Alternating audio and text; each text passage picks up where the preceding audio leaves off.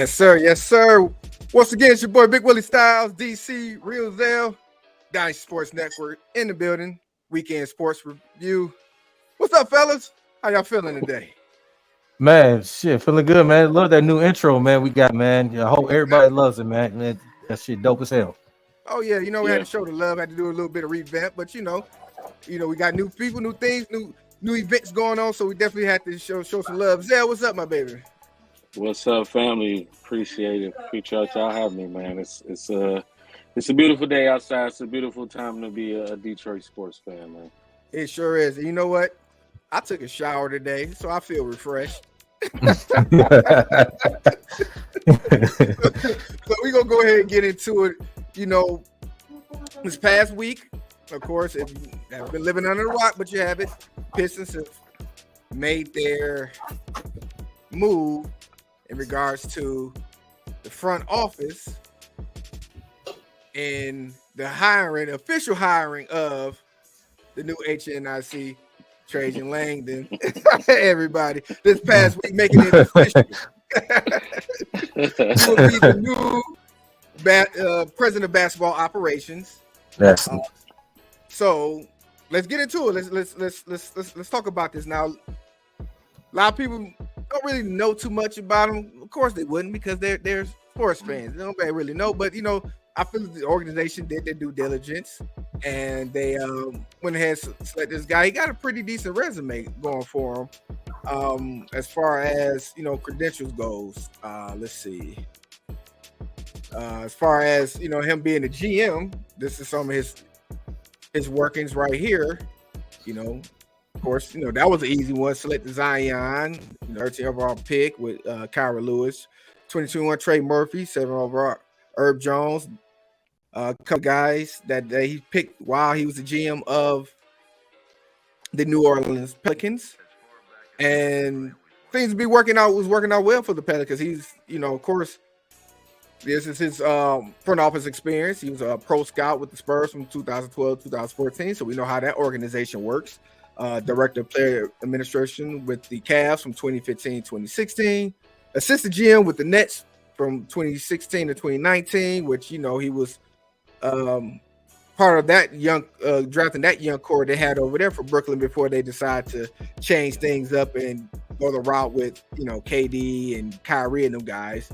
Was the GM with the Long Island Nets, which is the G League team for the Nets, in which they was the team of the year of the 2018-2019, and then from 2019 to 2024 was the Pelicans general manager. From my understanding, from sources around the league, seems to be he's one of those young and up and coming player personnel, new guys that's supposed to be, on the rise. So, Zell, I wanted to get your input on, first off, when it was announced that we had a new HNIC. What was your take on this election? My expectation level is so low now for the Pistons, the head of the snake, so to speak. So I wasn't surprised. I didn't really have no emotion. I was kind of just like, who? Like the Dookie? That Trajan Langdon? I was like, I don't know, he didn't do much on the court, so I don't know much he did off the court. But looking at his resume, he was a part of some strong organizations. Of course, the Spurs, having tutelage under Pop, and that Brooklyn Nets core that you mentioned earlier, that was a decent core. And the Pelicans. Now, one thing that did stand out for me for the Pelicans is his maneuverability.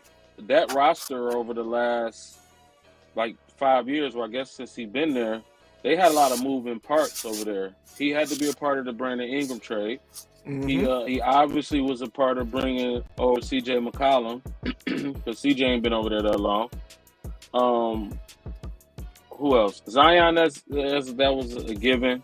I like Troy Murphy, so he's a long wing that can shoot, the prototypical NBA wing. So I can see his ability to scout in that aspect. Same with Herb Jones, defender, shooter on the wing.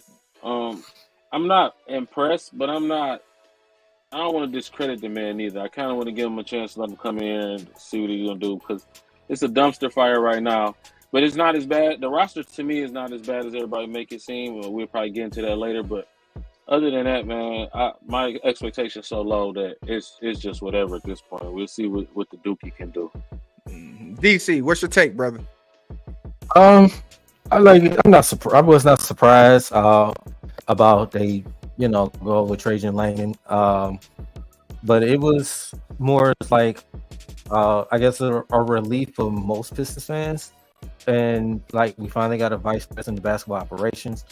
Like you said, I didn't really remember too much about him like that. I had to look it up. Like as you see on the screen now, that he was drafted, saying first round, 11th pick in 1999, from the Cleveland Cavaliers, playing like 3 seasons. He was overseas for the rest of his career. He was a 2-time EuroLeague champion. As you see, first team, second team. Listen, he was the EuroLeague GOAT now. Yeah. My report says he was the EuroLeague GOAT for sure. So yeah, he got some game to him, just didn't transition, in the NBA, but the EuroLeague, he kind of dominated. From my understandings of how he played. I didn't really remember him too much at Duke. I had to get reminded by Big A. Shout out to Big A, because he was saying like he was an All-American at Duke as well. He didn't ring to me at first, because like I said, it was back in 98, 99. So I had to go back and look and see, Trajan Langdon, what he was about. So player wise, he has a decent resume, coming from where he come from. And then, like you said, looking at his professional side, being in that Spurs organization, that's a telltale too, because we know how the Spurs organization works. Absolutely. Yeah, I give him that one. They don't bowl losers coming out of that organization. And then, like we said, with him, he was a pivotal point in a couple of guys getting drafted over there in Cleveland, like Jared Allen and over there, and then he was pivotal in Brooklyn. Remember how that young Brooklyn team was coming together where they had Karis LeVert and them guys over there? Absolutely. He was pivotal in that. Yeah, and absolutely.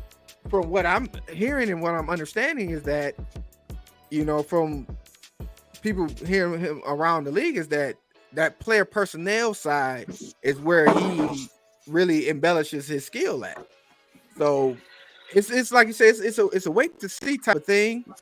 It's something that like you said, we won't know until the dominoes start to roll. Now, this is just the first part of the effect, was making him the president of basketball operations. Now, with him being the president of basketball operations, there were some other moves that were made that we need to get in talking to. But let me I'm sorry, I didn't mean it. I forgot you still had a little bit more. Go ahead, DC. Yeah. So, like I said, well, with him, like I said, I'm happy that we got me personally, I'm happy we got a vice president of basketball operation. We ain't had none in over like 5-6 years, and it seems longer than that. And I feel like we needed somebody that's gonna run, gonna run the organization, to make the decisions, make the right decisions for this basketball team. So, they felt like Gores and the Stefanski, they felt like this is the guy they wanted to bring in. I believe that the Arn Tellem have a little history with Langdon. So that's another part of the reason why they brought him in. So with, we welcome here. You welcome to the Motor City. Welcome your welcome arms. We'll see what he does. Most definitely. Shout out to Trajan Langdon. Welcome to the D, man. Hope we got big things coming from you, because this organization, man, oh man, it's been really a dumpster fire going on right now. So let's talk about it, because with the hiring of Trajan Langdon, of course, there was a lot of speculations, but it finally came into fruition that our GM Troy Weaver and the Detroit Pistons have parted ways. Now, from my understanding, what they were initiating is that they were trying to give him a reduced role, but Troy Weaver said, "Hell to the no, I'm not taking a reduced role." So they parted ways. The Pistons they went ahead and did release the statement in regards to Troy Weaver. Go ahead and read. Detroit Pistons announced today that General Manager Troy Weaver is leaving the organization. I very much appreciate all the dedication Troy displayed to our Pistons franchise, said Pistons owner Tom Gores. As much as we have struggled lately, we will look back and see Troy is an important person in the remaking of the Pistons. He took the pain of rebuilding head on, and he did the hard work to get us the flexibility we have today. We also assembled a great core of young men with tremendous skill and character to give us a path to the future. We make no mistake, I have real appreciation for who Troy is as a person and what he has meant to the organization. I wish him the very best as he pursues his ventures. The decision was agreed upon mutually and comes after Pistons recently appointed Trajan Langdon president of basketball operations. Weaver, who was named general manager June 18, 2020, oversaw the initial stages of the rebuild that focused on reshaping the roster through the draft and creating financial flexibility. His draft night moves were highlighted by the selections of the number one overall pick, Cade Cunningham, along with other foundational pieces of Pistons' young core, Isaiah Stewart, Jaden Ivey, Jalen Duran, and Sora Thompson. His notable trade and free agent acquisitions included Simone Quinton and the past season's trade deadline, along with Jeremy Grant, Kelly Olynyk, and the GOAT himself, Corey Joseph. Leave Kojo alone. Leave Corey alone. So with that being said, I'm gonna have to swing it to Zell. Listen, man. Listen, I need you to cheer up a little bit, man. It's gonna be all right, Zell. So we've been hearing murmurs, and I before I get it to you, Zell, I got it. First I can give a shout out to my bros, Downtown Deuce and of course King. They broke the news first early this week in regards to Troy Weaver being gone. They've also broken news in regards to some things on the inside in which there seems to be, like I said, with the organization making Troy Weaver the scapegoat and not allowing him to be the full GM like he's supposed to be. These are speculations right now. So I can't say they, true or not, but word around the Pistons organization sphere is that Troy Weaver wasn't allowed the full opportunity to be the GM like we thought he was. So with that being said, Zell, I gotta ask you, bro, did Troy Weaver deserve to be fired? Yes or no? Somebody had to be the scapegoat. It only makes sense. But you know what? All that makes a lot of sense, man. Him basically being a puppet and not being able to be his full self and build this roster out from player acquisition to even the coach. We were told, and we have murmurs and heard rumblings that he wasn't on board with Monty. He wanted to go in other directions. But the tell-ems, because don't nobody like to talk about it, but apparently let's talk about it. The tell-ems is the puppet masters orchestrating all of this stuff, and then when they don't hit, they want to blame it on Troy. See, Troy's a good dude. Troy comes from a great background of player scouting, player personnel. He's really a wizard. If you ask anybody around the league, they're going to tell you Troy is a wizard. But this makes sense as to why the roster was constructed the way it was, as to why the coach was in place that didn't match the players. They forced the man to coach when he didn't want to coach. He told the organization, hey, I need time to be with my family to get my mental together. I am a grown-ass man. I'm dealing with real-life stuff. This is my wife we're talking about. I don't want to be in a locker room right now. I need to be taking care of my old lady. But they just forced it on him, shoved the money down his throat, and hey, you're going to go coach regardless. We don't care what you want to do. Like, that's crazy. Like, even some of these moves, man, a lot of these moves didn't feel like Troy to me, honestly. And I love my Pistons. I love the organization, but, you got to be able to tell it how it is. And to me, even I don't know, man. It's just a lot. It's just a lot, man. I want to get into this roster construction, but I don't want to talk about that too much. I want to stay on beat, man. But I don't know, man. I'm on the fence about getting rid of Troy and making this all his fault. I don't think he was responsible for the dumpster fire. And if you look at that press release, they did a lot of ass kissing, a lot of ass licking, like almost like some NDAs were signed. You know what I'm saying? It was real particular about making sure they hyped him up, opposed to tearing him down or just staying silent. Period. They feel like they went out their way to kind of big him up, like he knows something that we don't need to know. Exactly. DC, what's your take? I wasn't surprised. It was just an unfortunate situation with Troy Weaver being gone. Like you said, he's a well-known guy. He's very respectable. And people forget too. Before he came over to this Pistons organization, he was with OKC for a long time. He was assistant. He was under Sam Presti. He learned a lot from Sam Presti. You got to give credit to Sam Presti for to mentoring Troy Weaver. Troy Weaver even to become a GM for this Pistons organization team. Troy Weaver has, as far as with the drafts, he, of course, you had to go with K. He drafted Sadiq and Stu and Killian Hayes. I know people say, "Oh, we should have got Halliburton over Killian Hayes." We don't know what can happen, but at the end of the day, Troy Weaver, he drafted so well. He put this young corner. He brought flexibility. With the cap to open up to make room. He had to clean up what Stan Van Gundy the mess they left. And he did. I was one of those, to be honest. I'm going to say this right quick. I was one of those, like, what is Troy Weaver doing when he first got here? I was upset. Like, okay, you could have run this back and see what happens. But I had to listen to understand that Troy Weaver is doing, he's restoring, he's had to clean house.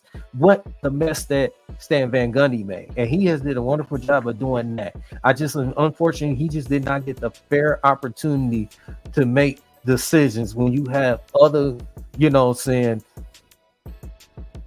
stupid motherfuckers don't know basketball. They don't know basketball and, all in his ear. And then he's like, had to sit back. And we all notice how many times we've seen Troy Weaver, don't come out of these press conferences like that. How many times we've seen that? You've seen, like, you'll see GMs and vice presidents coming to press conference. You don't see them that much. Now we know why. Because the towns, they probably say, no, we're going to take care of this. We're going to do this. I don't need you to say anything. But to Troy Weaver at this point, man, like I said, I wish him the best. Like I said, it was just an unfortunate situation, and definitely looking for, his next journey. Whatever organization, somebody's going to pick him up. Whatever organization, somebody's going to pick him up.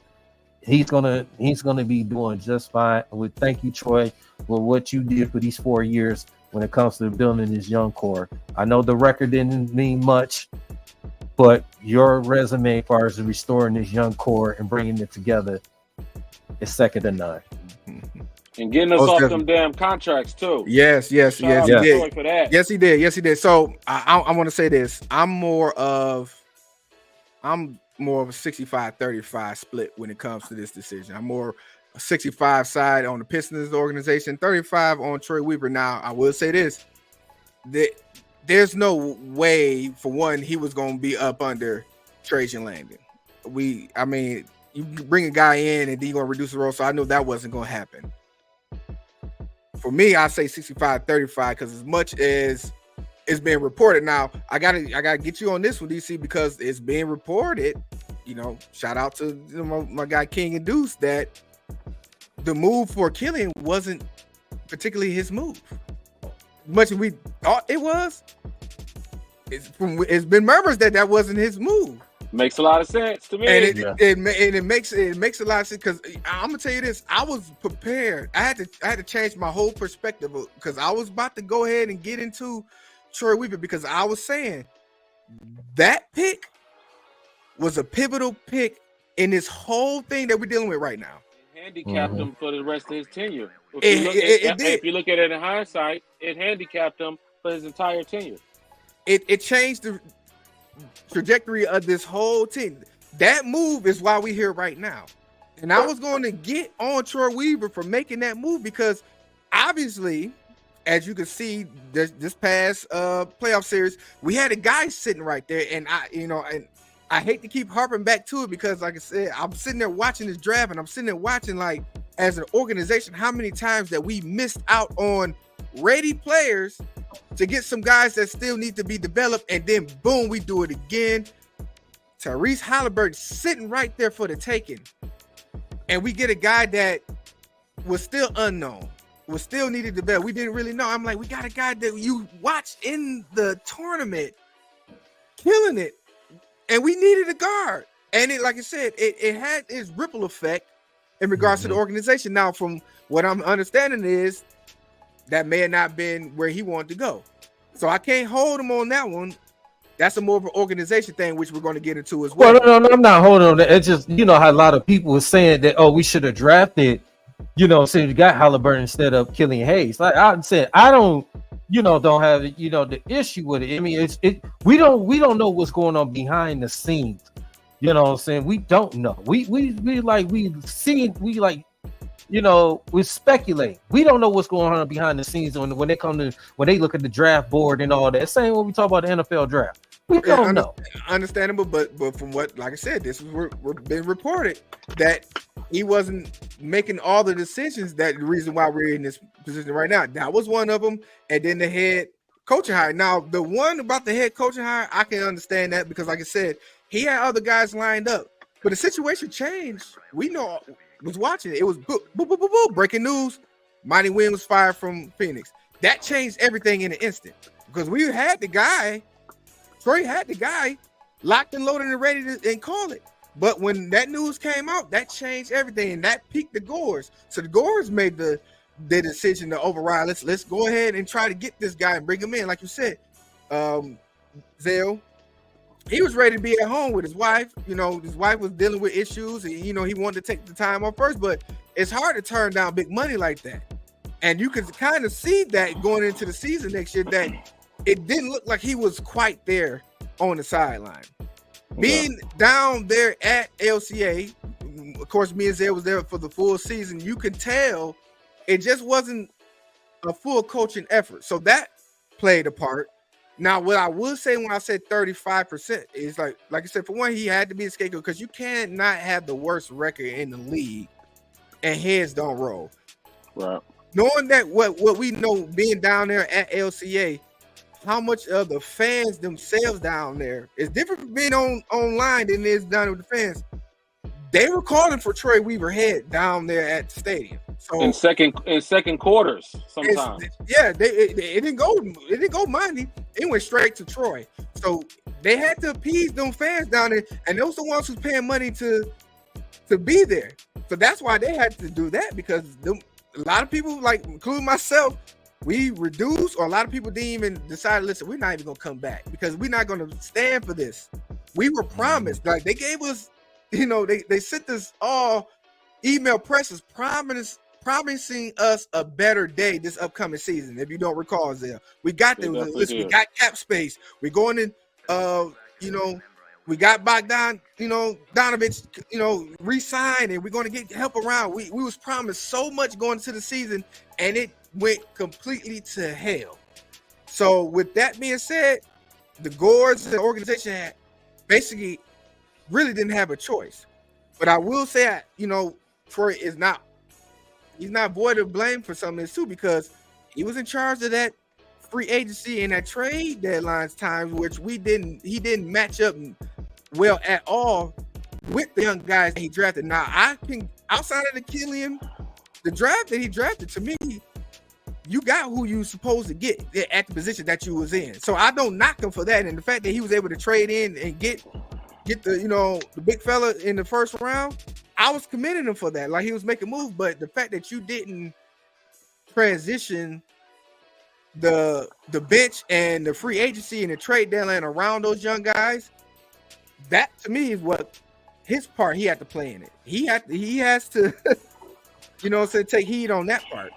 I think he had a juggling act too, though, man, because he's trying to create cap flexibility with the roster while at the same time trying to nurture his young guys into getting them in the winning situation, playing winning basketball. It's really a extremely tough spot to be put in, especially when the crazy contracts that was on the books when he got here. Like he did a lot of juggling and maneuvering, and the Knicks was his best friend, and they did a lot. He did a lot of juggling with this roster.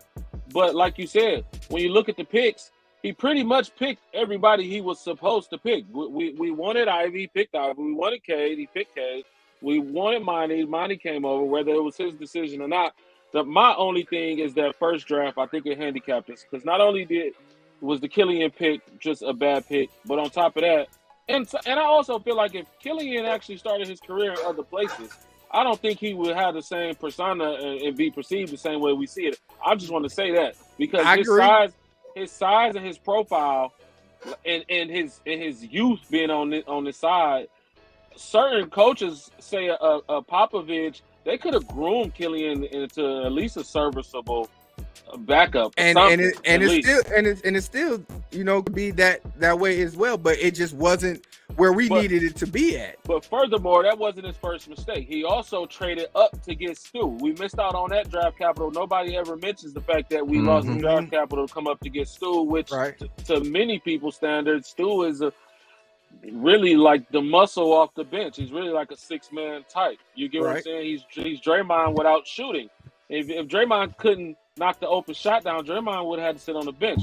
He grew into that because he knew if he was going to stay on the floor with the light skinned dudes, that he had to be able to knock that open shot down because he knew the defense was going to sag off of him. Exactly. So he became that player, a player that Stu has yet to become this far into his career. And my thing too is we got to start looking at that too. It wasn't just Killian, and then we went and drafted Sadiq, and then we dropped the ball with Sadiq too. Sadiq, I was just about to get into that. Was my favorite of the three. So if you was gonna let one of the three go, Sadiq was not the one to go. And then everybody talks about players around K. How is Sadiq Bey not the perfect player to play on the side of K Cunningham? Like, we got to make this stuff make sense at some point. Mm-hmm. Zell, you just you took the words out of my mouth. I was definitely getting to that Sadiq Bey situation. Like, Sadiq Bey was a perfect fit to play along with Cade.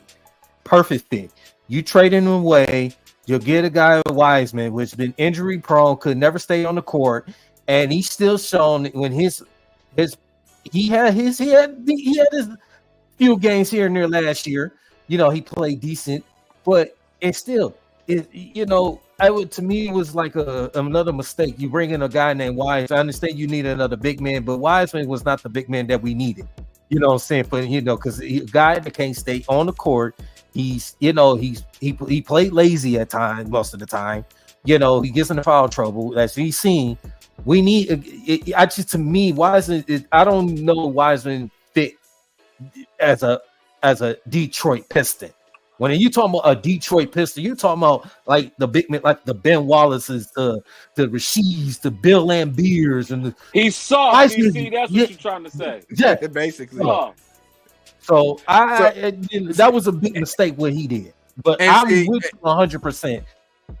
And that's why I say, he has to take fault in some of this as well, because like I say, he went and got some of the guys that he wanted to draft, like the Wiseman, like Bagley, like Jackson, former lottery picks that he wanted, that was on his board that he wanted to get, but it wasn't in a position to get, and brought him in, and that didn't mesh well. You bringing in guys that needed development with guys that you're developing, and didn't have enough older guys to help them get developed. That was ready to come in. I hated the fact that even if we had, like I said, them drafted Killian, I wish they would have kept Derrick Rose. Derrick Rose would have been perfect in helping transition Killian to give him time. He never got the time that he needed. Which to me, that's why we go back years ago, me, King, and Big A, we had this conversation. It's like, if we know that we're starting a franchise from scratch, basically, we had to revamp everything. Why draft the development guy first You know, with Achilles. That's somebody. If we could got him in the second round or something, sure, we could have stashed him away. We could have let him. You know, it didn't impact us like that. But when you got guys that came behind Killian that we could have got, like a Therese Halliburton, like a Maxey, we could have actually got both of them in this draft. Like you said, we moved up to get Stewart. We needed two guards. Maxey and Halliburton in that first draft would have definitely changed. We wouldn't be having this conversation right now. We'd have drafted them too. Yep. Yeah, I think that's a very good point, though. Yeah. As far as the type of player you brought in, if you're starting the organization from scratch, you can't your building block can't be a development guy. Potential. He got to have leadership qualities. He has to have. He has to lead by example. He has to be polished. He has to be mature beyond age, and he has to be ready for something like that, opposed to a kid who needs to be nurtured. Well, if he needs to be nurtured and the organization not already there, then you set up for disaster. Exactly. They didn't bring, when they let him in, they gave him free range from the get-go.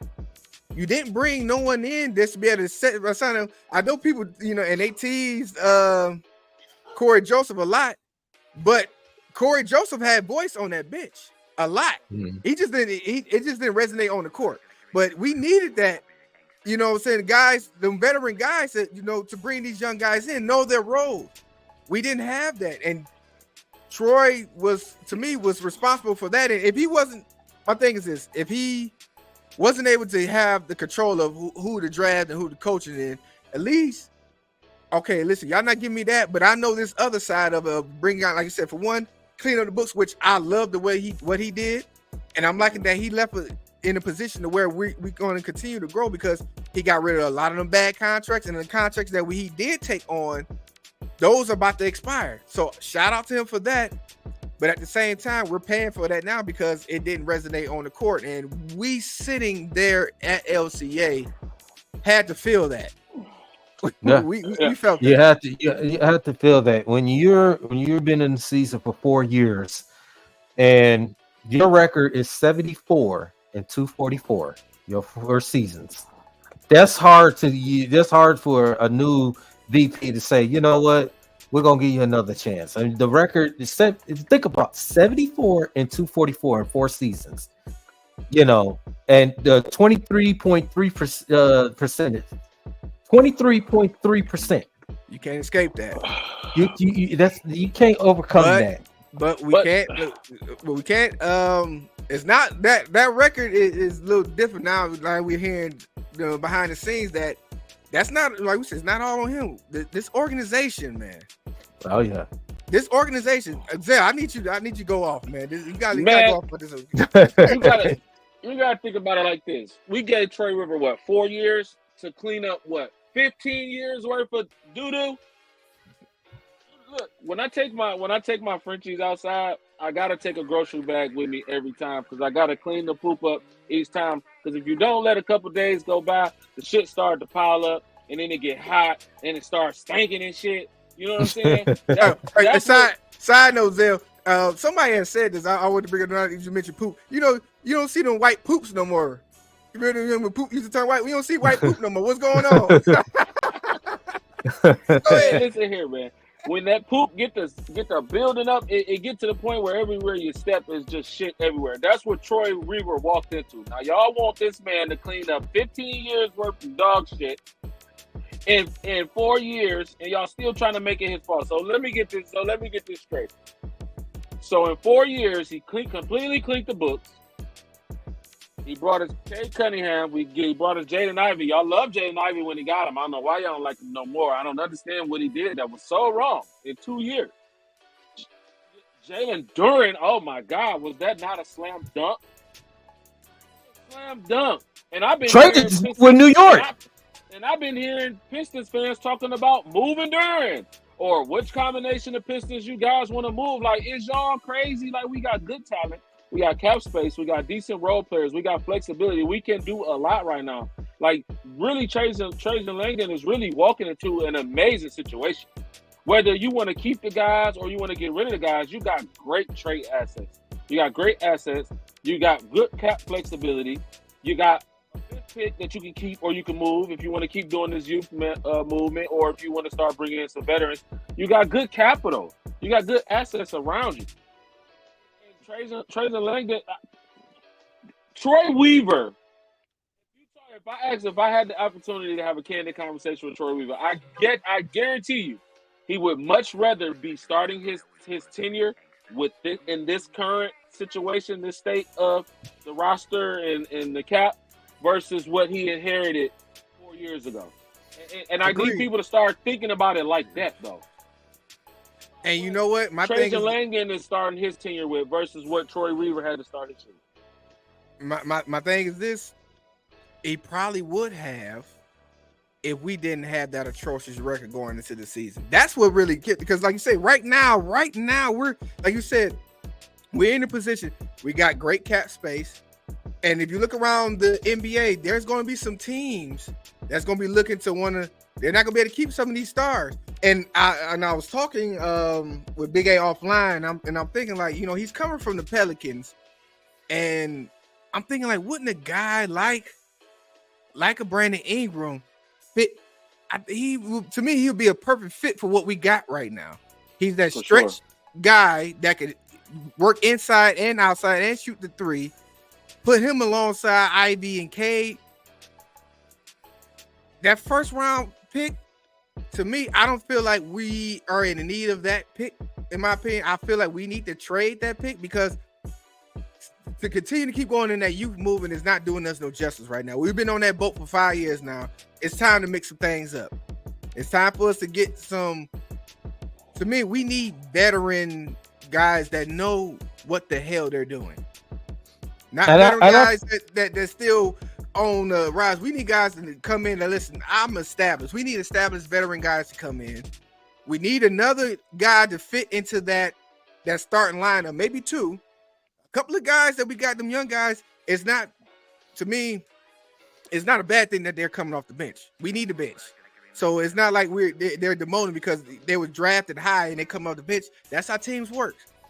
Mm-hmm. And like you said, Trajan Langdon, he's coming into a possibly a good situation. It's just we're gonna have to wait and see what he's going to do in his upcoming weeks, where there's the draft and the free agency that's up and coming. So DC, you got any takes on what you feel is next that the Pistons should take on? What's your thoughts? I just think the next thing they need to take on, like you said, you bring up get some veterans on this team.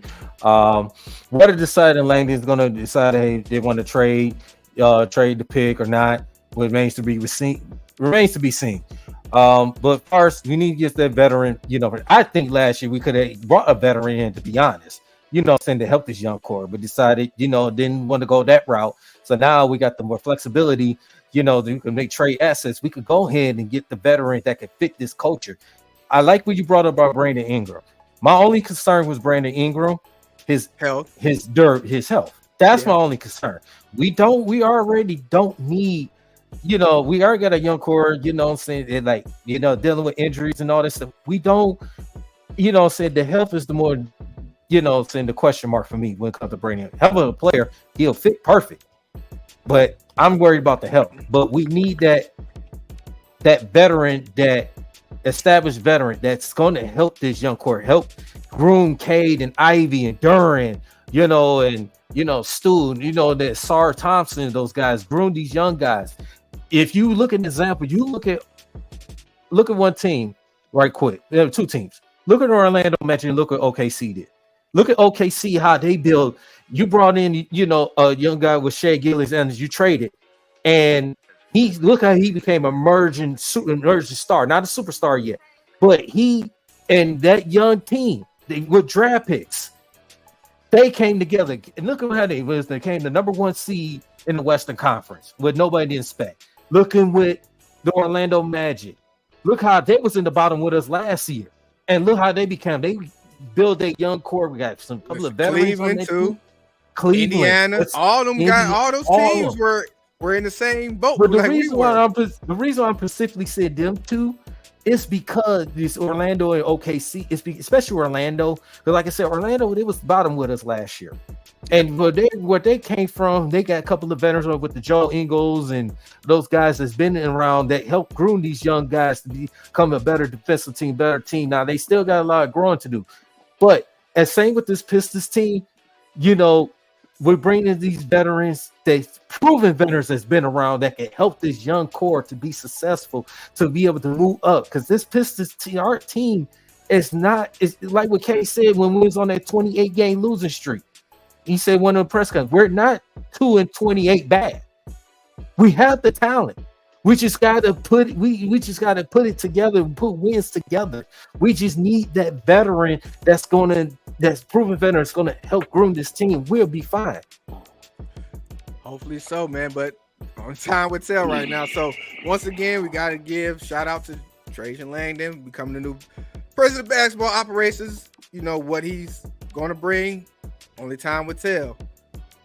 On a different note, we got the NBA Finals, fellas.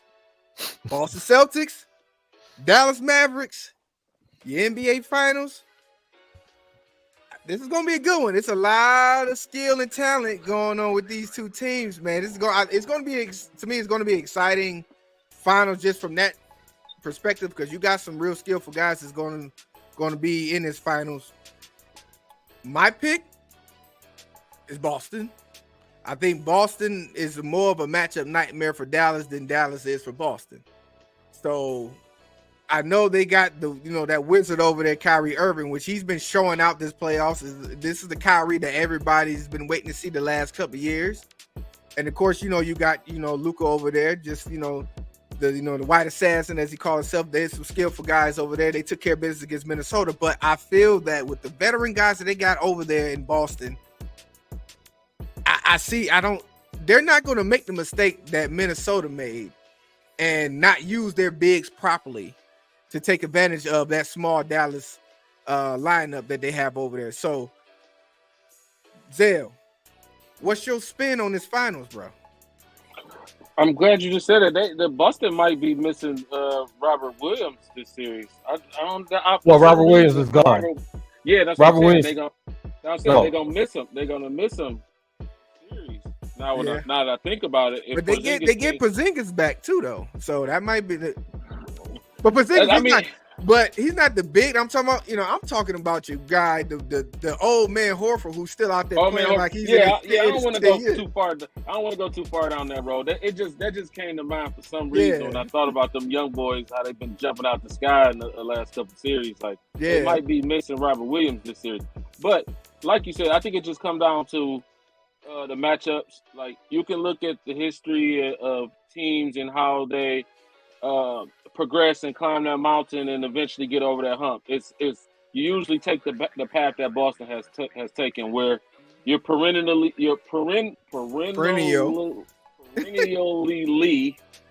sound it out. Every year you're in the thick of things. There you go. You run into matchups, or it's just not your time. It's not your time, and then you keep retooling, you keep coming back, and then even the schedule. When you look at the way it lined up with all the star players from their opponents in the first 3 rounds, kind of going down. That's one of the things that happened. Like a lot of people talk about the Lions getting back to where they were last year, and they say a lot of good things have to happen in order for you to get there. Mm-hmm. And that's a part of those good things, like running into matchups where the star players are out, thinking that you're going to meet somebody in a championship, and then you have an upset where you would think Denver would have been there, or one of the top seeds from the West would have been there, but you get a Dallas, a 5th seed. You get what I'm saying? Like a lot of times when you're on that one year, that magical year, when you're getting over the hump, that's kind of how it lays out for you, from all those factors, from being there perennially to retooling to the matchups being in your favor. And even in this series, like they have, they're a matchup nightmare for everybody in the league, honestly. But for Dallas, like their 2 nuclear weapons, their greatest asset. They got 4 guys for that. They got double defenders for each. I got 2 guys for both of them. Exactly. You know what I'm saying? And then it's like, okay, well, y'all like to throw the lives. Well, we got old man Horford, we even got Cornette, and we getting Porzingis back. So a lot of that over the top shit you're not getting. And then when this is crazy. I hate when I get those moments. And then when they go into the pick and roll when you got to switch, I don't understand why Finch would ever go bear on these islands with you. I just don't understand it. You either fight through the screens like the OGs did, or you go sit your ass down and I'm going to get a smaller defender who's better defensively laterally to be able to either fight through or switch, and it's not a mismatch. I don't understand why these coaches sit on the sideline and watch the opposing star players pick out the guy they want to abuse, and you just watch your guy get dominated on national TV. It's crazy. I don't understand that. Take him off the court. Through the screens, man. Let him stay on his man, and the guy who guard Luka stay on Luka. But I digress. But my point is that Boston has the ability to switch. You can't. If I take Horford off the court and I'm playing a Derek White with the rest of these guys, you don't have the advantage anymore. Because my guys can defend. Not only can they defend, they can get up on you. And then the rest of the guys don't got to help because they're confident in their individual one-on-one defense. You get what I'm saying? So what was ultimately a strength for Dallas, Boston already got answers for. Right. Exactly. That's the whole thing with the matchup. DC, you got what's your takes on this NBA Finals? I know you said you didn't really matter, but you still gonna have to, y'all know you still gonna be watching. I'm gonna pick. I'm gonna ask y'all two something right quick before I get my take. Do y'all really think Boston had the easier path to the finals? Yeah, because they had some teams that was dealing with injuries. So yeah, but that happens because you could say the same thing. When it's your time, it's your time. You can say that for the Lions last year. We had a weak schedule. You could say that about Golden State. When the Golden State won that first year that they won, they had a lot of breaks, including in the finals, with a lot of injuries. But you can't fault what's in front of you. You just take care of your business, and that's what Boston did. So I'm not gonna knock them for taking care of the business that they're supposed to. It ain't their fault everybody else get hurt. So okay, I just asked you. A lot of people. It's their time. Basically, when stuff like this happens, it's your time. Yeah, a lot of people just saying, they got the easier path. Like I said, I definitely agree with both of y'all what y'all saying. Well, I'm getting my intake. So, first I'm gonna say Minnesota Timberwolves, you are the dumbest team in the NBA again. I'm gonna say that again. You are the dumbest team in the NBA. That's why I don't call you the Timberwolves. I call you the baby fucking Wolves. You are the baby fucking Wolves for a reason. You are the infant Wolves. You had a chance to win that series against Dallas. So you're back to the baby Wolves. I'm just leave you off to the side. But as far as I think Boston, everything you said, Zell, was on point. The question is with Boston. The question is Boston, can they not always keep relying on the 3-point shots? Because Boston, they love to shoot the three so much, and they live off them 3-point shots. If Boston don't make their threes consistently, they're not a threat. Boston like to live off them threes. They shoot a lot of threes. If they can make a lot of threes, they're going to be tough to beat. But the thing is, the matchup I'm really looking for with Drew Holiday, is he going to check Kyrie or is he going to check Luka? That's going to. So whoever he's checking, that means Jaylen Brown is going to check in the opposite. And that's going to be a pretty interesting, because now you're Jaylen Brown. Congratulations, he won the Eastern Conference MVP. Listen, now Jaylen Brown has been playing up to that money that he got. Yeah, exactly. Sure. And that's just going to be this key. Can Jaylen Brown, can he stay, him and Tatum, can those guys stay out of foul trouble? Especially when Luka and Kyrie get it going. That's going to be the key. If they guys stay out of foul trouble, they'll be fine. But they don't, and then you let Dallas get the confidence. Remember, Dallas, since they got that trade, they trade for, you get PJ Washington and Gafford, those guys. Dallas been one of the top two best defensive team since that trade. So you got to give them credit for that. You give credit to Jason Kidd. It's going to come down to that's a good point, DC. Crediting Jason Kidd, because Jason Kidd, he's a defensive-minded coach as well. So yeah. I didn't even think about that point. That's a good point, DC. Yeah. Hold on. Let me jump in there. Let me jump in there too, DC. You said something that I kind of feel like is still in the back of everybody's mind, and I'm glad you said it. It's a combination of two things. One, Tatum in particular, kind of shy away in stages. We talked about how they get there and they fall and they retool and well, a part of that story is not showing up a lot of times.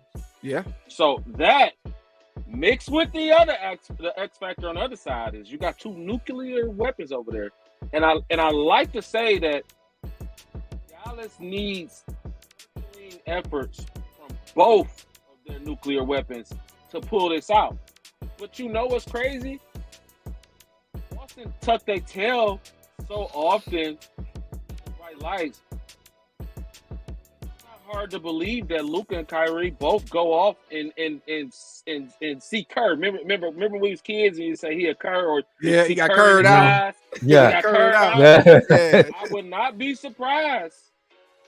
Two nuclear weapons come ready to go, and they might curve them boys out. Well, they curved Minnesota for sure. You seen that? And you got that was a good point that you said, Zell.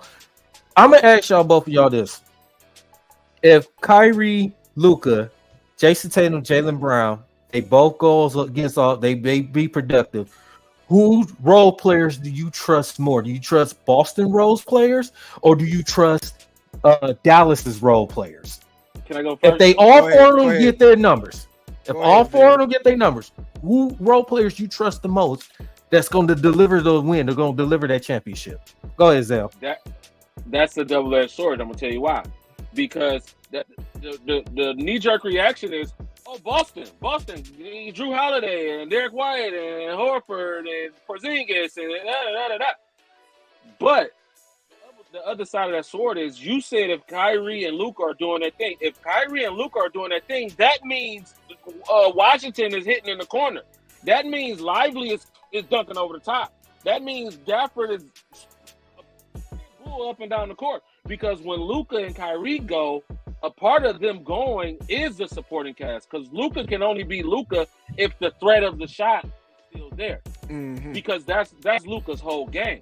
If you spend too much attention on me, I got shooters in the corner. If you lay off of me, I'm gonna knock this shot down. You get what I'm saying? He has the ability to go off of what you do. So if they're both thriving and popping off, that actually is a scary sight for both. Mm-hmm. They have the better players. Exactly. So for me, I would say this, and I was thinking about that right when you were saying that, like, who's going to be that third option? You know, we got Jaylen Brown, you know, we got Tatum, you got Luka, you got Kyrie. Who on what team that third option is? We always got to have a third option that's going to change the trajectory of the game. And for me, I got to go back to Horford, because Horford is going to do what Cat and Gobert should have did, and that's be a big inside and out. And the one thing that they didn't take advantage of, Horford will. He's going to use his size. He's going to get some guys in foul trouble. So them guys that's on Dallas side, those other guys that they have on the team, they're going to be in trouble trying to, you know, to me, because I see how Horford game is. He's one of the most intelligent guys in the league. He's going to find that mismatch, and I think that's where this series is going to take his turn. Is what is he going to do? And it all, because for one, Porzingis is going to be back, but he's going to have to get his feet up under him. So we don't know what is going to happen with him. But Horford to me is a key. Along next to that, I would say Drew Holiday and his defense. And if he's going to get in trouble or not, that's going to be key to me. So I would say Boston side more than Dallas right now, because Dallas, to me, those guys outside of Luka and Kyrie, they haven't been there before. So I got to lean towards the guys that's been there before. They was just there 2 years ago. They was just, they was there about 4 years ago. They've been to this position for it, and I think it's just their time. It's their time for sure. It's their time for sure. I'm gonna say this. I'm gonna say this. I got Boston winning. I don't really care, but I think I got Boston winning in 6 games. Like you said, Big Willie, the whole, like you said, I trust the role players of Boston more than Dallas. because Dallas, outside of Luka and Kyrie, they had a lot of those guys that have been in those situations. As a Boston has been in that situation with Derek White and Drew Holiday. He was a champion in Milwaukee. He already he has experience. Al Horford has his, seeing the experience. So it's gonna come down to, but like I said, it's also too Jason Tatum, like Zell pointed out, that he's been shying away from big moments. Jason Tatum, this is your time. Because you don't get it done. You don't bring a championship to Boston. Jaylen Brown too, because you got that big contract. That's your legacy. They gonna do something with that team. Brad Stevens gonna have to break. They're gonna have to do something. They're gonna have to break it up. We'll take one. Hey, there we go. There we go. There's the ground, Monty. Yeah, we'll definitely take one. Mm-hmm.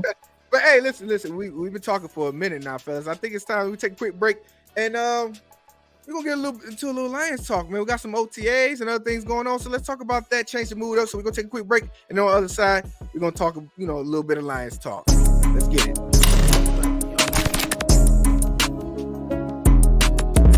Wow, black-owned shoe stores, culture, my culture though.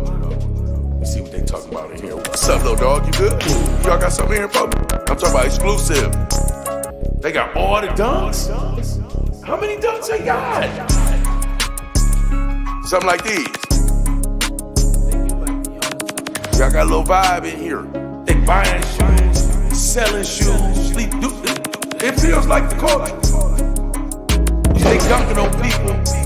Oh, they doing TikTok. They looking out for the kids. Oh, man, this is great, man. Oh, they got all different races working here. It just really feels like culture.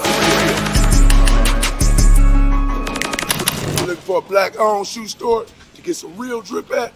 Come up here to Culture Detroit, man. That's what the streets been missing. Welcome home, fam. Yes, sir. Yes, sir. That is our official sponsor, Culture Detroit. Got none other than Culture boy Juan Real Zell here, so I'm gonna let him tell y'all about Culture. Culture Detroit, where fashion, film, art, music, and sports live under one roof. Welcome home, fam. Yes, sir. Yes, sir. Speaking of welcome home, listen, the Lions have over the past week or so been in OTAs. Man, we're starting to get that feel back. I know we still excited from the past season and this past draft. Lions haven't started OTAs. Let's talk about it, man, because there's been some murmurs of some players there's been a little bit of standout. So Zell, man, what have you heard in regards to these OTAs of some players and things that's been going on? Let me know. Players, if we're going to talk players, good news. We're hearing good news coming out of OTAs about J-Mo. Coach is really impressed with his progression, the time and the work he put in the offseason. They say he's a little bigger, he's a little stronger.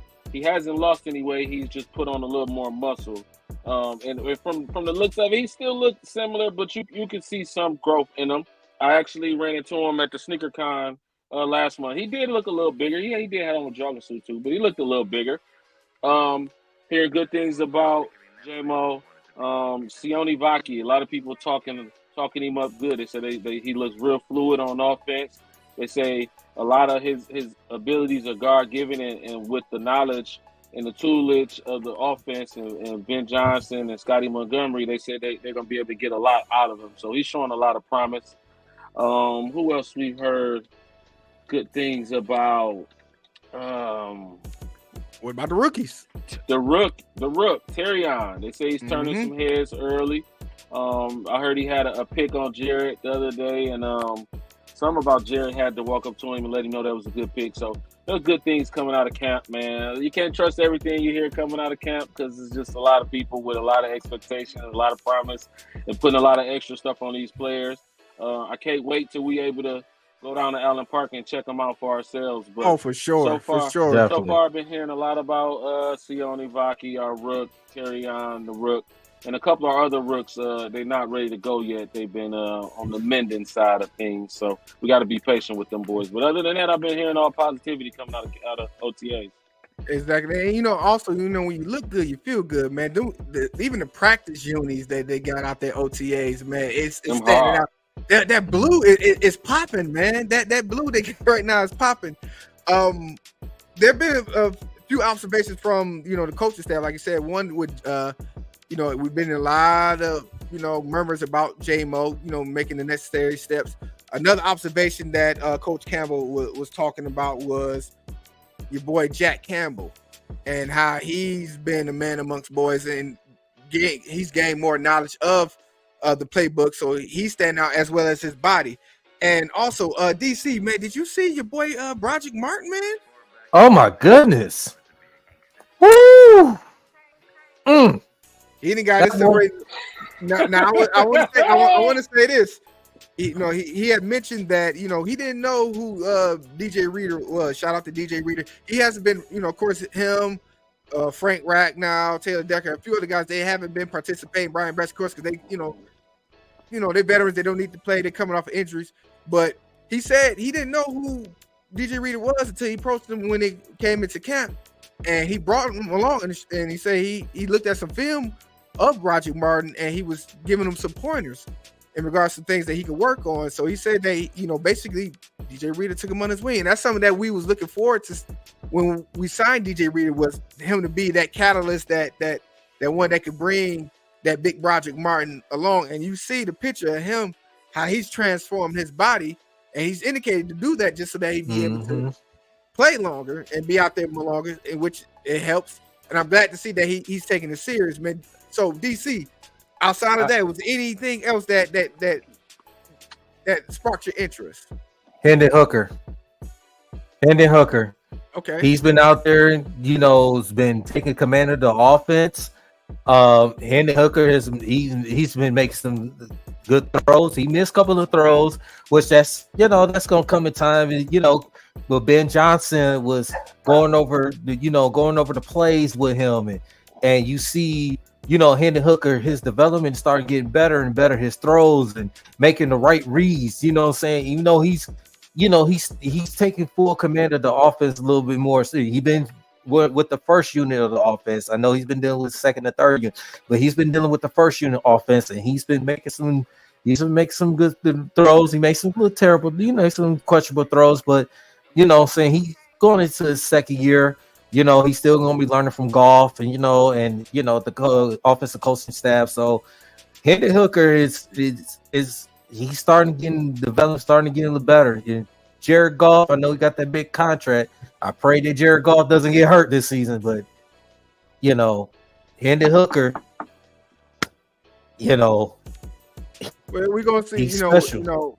We're gonna see. Of course, it just feels good to have football somewhat back again. Like I said, with these OTAs, they're just OTAs, like they say, is not everything is not full speed, but it's just to get a good feel for the guys to come. It's kind of like like springtime for like how they do during the college football. So it's just a good feel to see those guys coming in and hearing from the coaching staff. And also, Dan Campbell was also asked about offensive coordinator Ben Johnson coming back, and Ben Johnson he responded and is basically saying, listen, there's a mission here, basically, that he wanted to come back and be a part of. And that's just a good feeling, man. It's just a good feeling being around Allen Park and being around the Lions organization right now, that we all just basking in, and we want to continue basking until training camp comes along and the season comes along, in which we definitely gonna be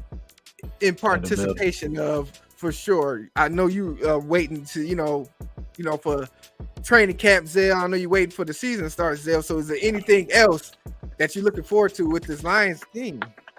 For one, it sucks that our preseason games are on the road.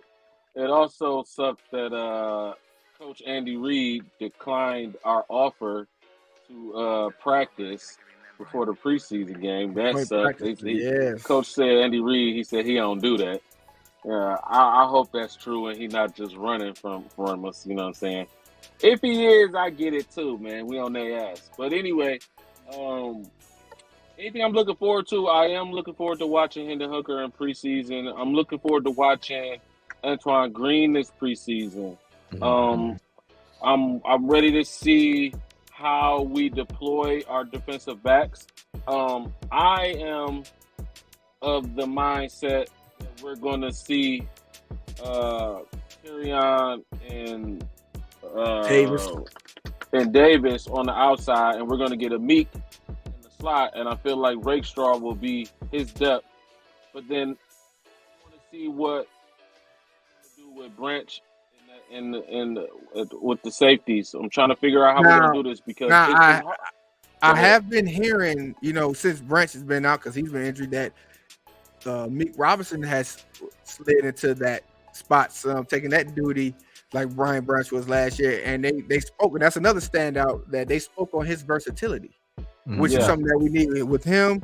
And then we also got to, see what Mosley is going to bring once he comes back. Yeah. And another guy that I'm looking forward to seeing that, that we're not talking about, but I know a lot of people was excited to see last year, but didn't really get a chance to, is Houston. James Houston. Yeah. And seeing how, this defense man. But the one thing that I really want to see is the addition of the coaching staff, which, the defensive line coach in Williams and what he brings to the table. That, to me, great point.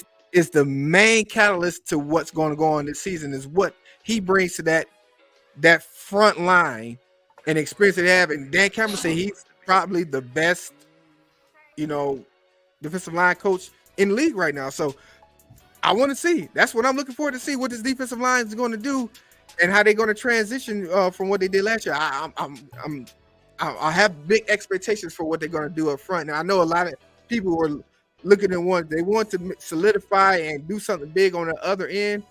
Right now, I don't feel like it does need to improve, but I don't think we didn't need to make the big splash like people thought we did. I think we got enough guys here, and we got the coaching now that's going to bring out what we need to bring out from the guys that we have here. We don't need to keep going out and think we got to spit. And I think that's a problem with a lot of fans because they don't understand the X's and O's and the player personnel and the coaching styles either.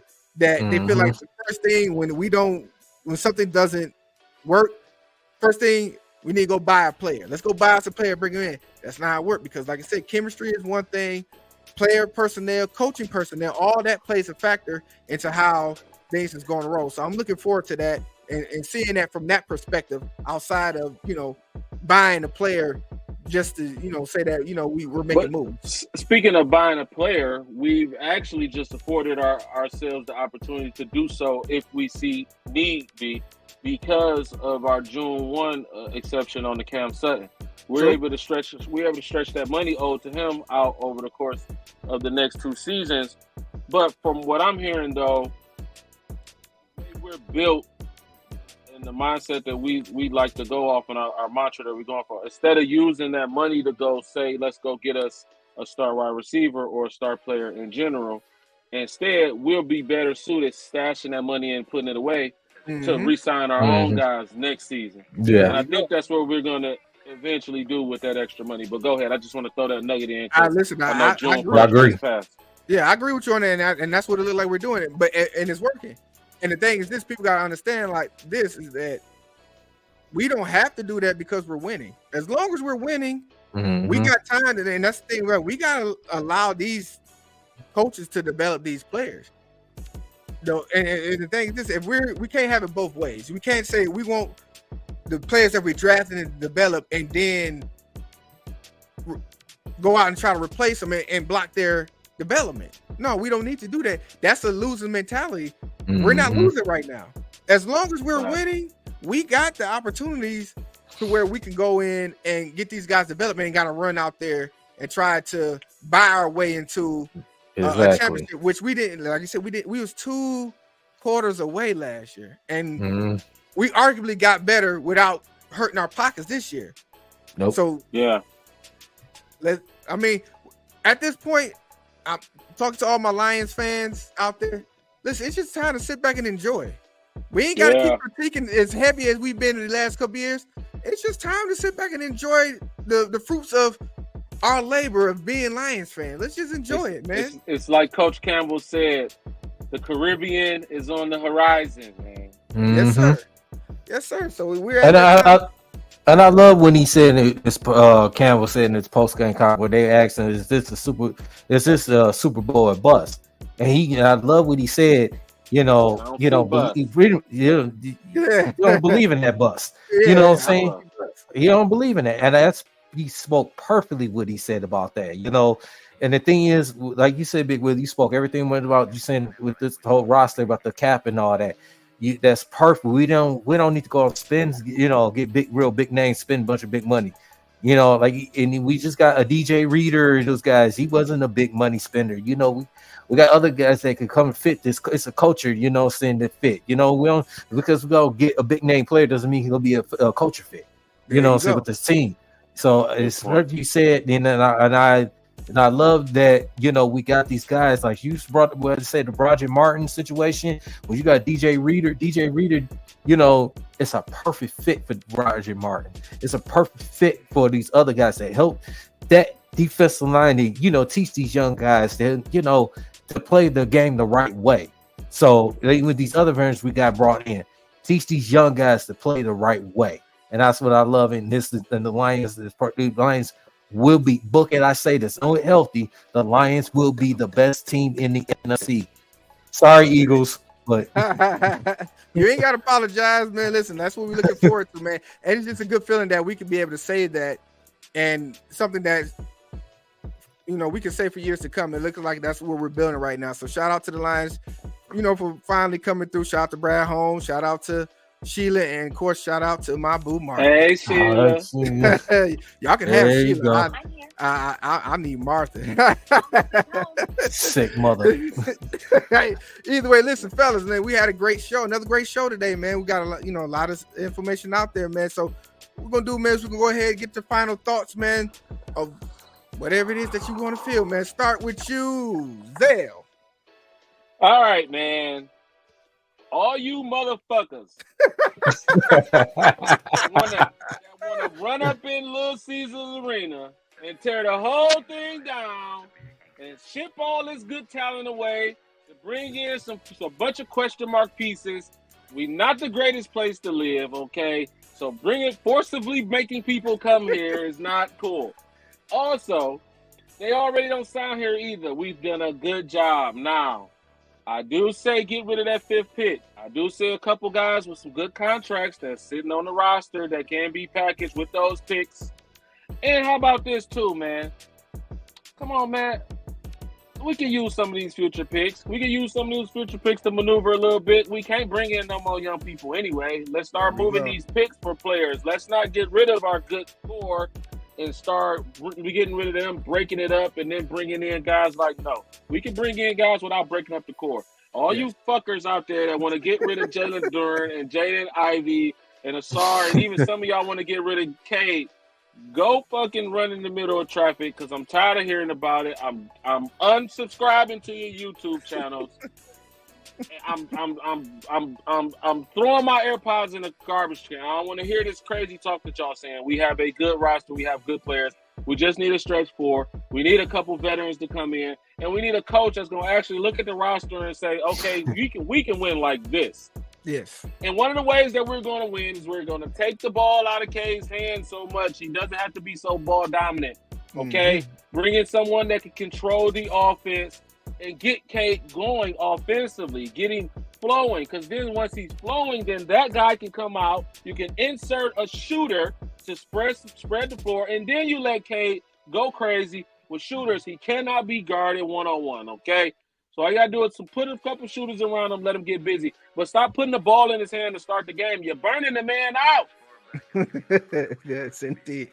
Go off then, Real Zell. Go off. DC, man, what's your final thought? Hey, Zell, you should have you being a little too nice, man. You should have told him jump off the fucking river. That's what they should have did. Well, he's still choosing violence today. Go ahead, go off then. Go ahead. Yeah, all these. I gotta piggyback what Zell said, man. All these fucking Pistons fans, so-called Pistons fans out there talking all this bunch of bullshit, putting it on social media and all that, and Facebook and all that shit. Shut the fuck up. Jump off the fucking river and stop talking fucking sports, okay? You don't know shit, okay? Please stop talk with this Cade and get rid of Cade, get rid of Ivy and stuff, all this shit. They ain't going nowhere.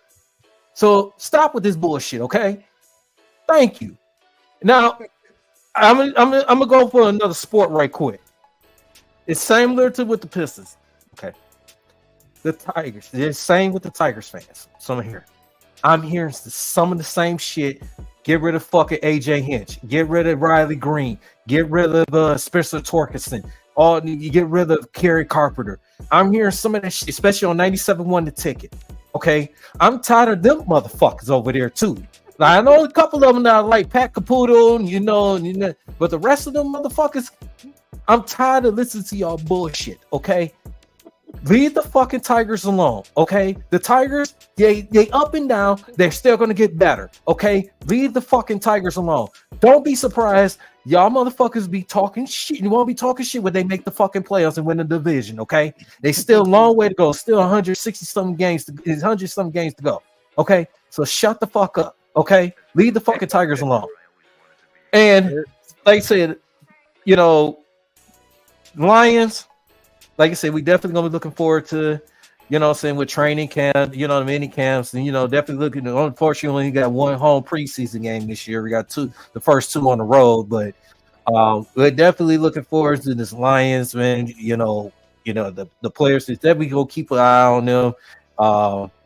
Like I said, I'm definitely excited for this, this football team, and definitely we're gonna make some fucking noise this year, and they best to believe that. But I just want to say one more time, you fucking Lions, fucking so-called Tigers fans and Pistons fans, in some degree, the Wings fans as well. Shut the fuck up and jump in the fucking Detroit River. If you don't have nothing positive to say and help give positivity to them, don't say a motherfucking thing. And that's the final thoughts of my end of Dynasty Sports Network. Hey, and, look. I gotta give a birthday shout out. I gotta get a birthday shout out to Nomus JD313 XP, man. I gotta get shout out to Nomus. Hey, look, real quick. Hey, you see how the tone changed when I'm screaming about the Pistons, he's screaming about the Tigers and the Red Wings, but then we talk about the line. But I'm excited about this. Yeah. Well, listen. My final thought is, listen. All has been said already. I don't have to say nothing. Listen, I'm just glad I got these guys on my side and of the Dynasty Sports Network, crew, because when it's time to go off, it's time to go off. And my fellas went off, and they said it perfectly. I don't have to say nothing. I could just sit back and relax because my time will come when I will go off, and I definitely will go off. But at this time, listen, I'm going to enjoy what's upcoming. I'm not going to be a Debbie Downer when it comes to what's going on with the Pistons. I'm just hoping that what they are doing is going to work. Listen, against my better judgment, I went ahead and I renewed my season tickets. Against I wasn't going to do it, but I said, you know what? I'm going to give him one more run before I say, that's it, F it. So I can't afford not to say this is going to work. It's got to work for my pockets. Put your money on the line. I got money on the line because I'm paying for these seats, and that's how the people at LCA are feeling. And that's why heads need to roll. Something needs to happen because the people down there who are down there, game after game, spending their money on these high ass foods. But even though we don't spend money, but that's a different story. Mm-hmm. And participate, and it's like I said. You don't understand until you're down there. The atmosphere down at LCA, even when we're losing, it's still an electric atmosphere. So I can only imagine when we get to winning, just like how it was with the, down there Ford Field, how electric that was. I can imagine it's going to be down there for LCA. I don't think we really had that feel at LCA yet. Since they've been downtown, we haven't had that yet in LCA with the Pistons. So I'm looking forward to hopefully that we be able to be a part of that. But in the meantime, yeah, go ahead. No, go ahead. No, go ahead and finish off. I was gonna say in the meantime, I'm just praying and hoping for the best for all the organizations. That's all we can do is hope for the best, and we're gonna be right here either celebrating or suffering through it. It is what it is. Mhm. It's Dynasty Sports Network. And I'm gonna say this right quick. That poll that came out. That poll that came out about the LCA had one of the worst, the least place to play out there, and the players and visiting fans don't like, coming to LCA because they feel it's the least, that's bullshit. Okay. Our fans show up whether we win or losing. It's bullshit. Facts. All the other people that said about that poll, like I said again, jump out of fucking Detroit River. I don't give a shit what the fuck you came from, okay? LCA is a nice place to be in.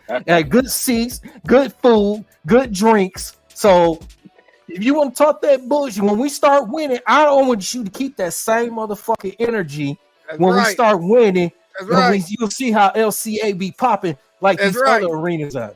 So That's right. I wanted to get that off that chest. Go ahead, Big Willie. Take it away. And we speaking it into existence. And with that being said, listen, we had another great show. We thank you guys for rocking with us. It's been over about an hour and a half or so. So we appreciate y'all for coming in once again. Make sure you like, subscribe, share. Let your peoples know, man. We're interactive. And before I go, I do still want to give some shout out. Shout out to, I got Wiseman Cassie's out there on vacation in Chicago, man. Thanks for coming in. Terrence Wiseman, appreciate you for rocking with us. Brian D. King, Yahuda was been in the building. 0-16, shout out to you. Marv, you always been rocking with us. Head on, man. We appreciate you guys and all the other people that's been in this live. We appreciate y'all. Once again, take care of yourselves. Take care of your families. Dynasty Sports Network, we out.